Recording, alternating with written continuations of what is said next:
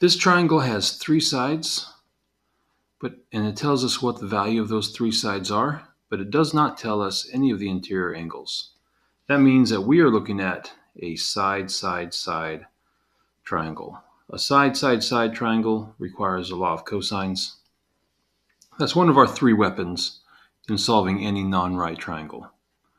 Right? The law of cosines is the one that requires us to do the most math, so we don't use it unless we have to. But in the case of a SSS triangle, we do have to use law of cosines. So hopefully you like math, because we're about to do it. So here are three forms of the law of cosines, and it's really a matter if you're going to try to find angle A, angle B, or angle C. Right? We're going to pick on angle A first and try to find that. And so we just put in the values of the three sides. There we go.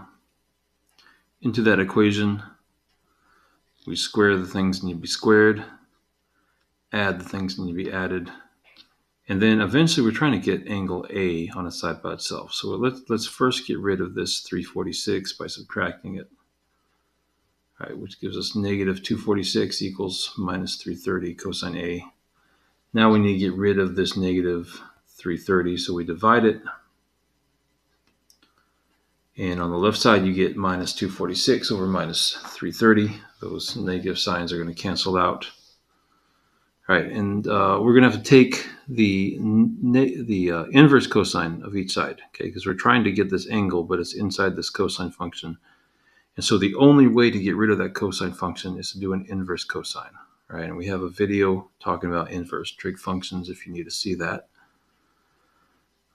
But the inverse cosine, and now we have the cosine inside of that function.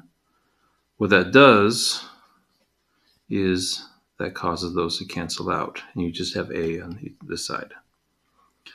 Now the left side is something that we can put in a calculator. And so we're going to put that into the decimals. We get 41.801. We round that to 41.8.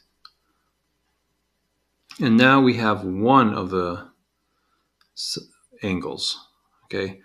Which is a big deal, because to use this law of sines, you have to have a known angle across from a known side. And we already have the known side, 10. Now we have the known angle, right? Angle A and side A.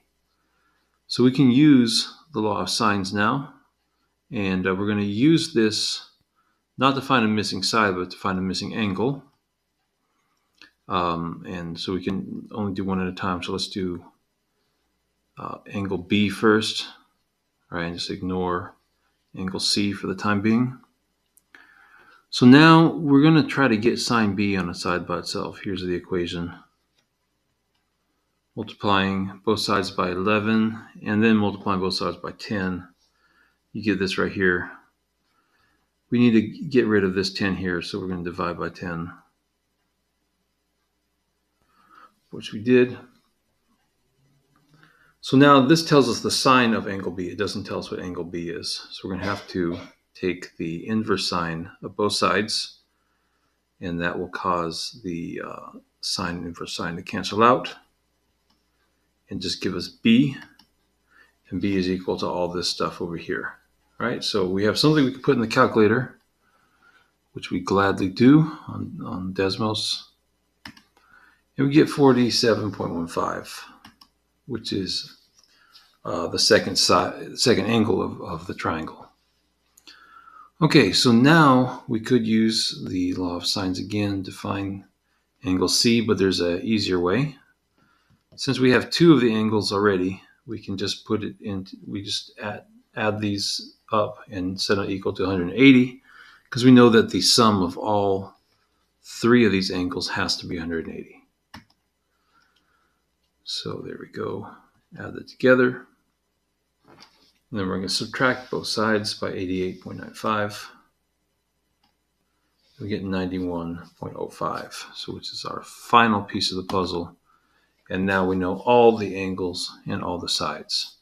So just to review what we did, We first use law of cosines to find one of the angles. After that, we can use the law of sines to find another angle, and then we can add them up equal to 180 to find the third one, I'm sorry.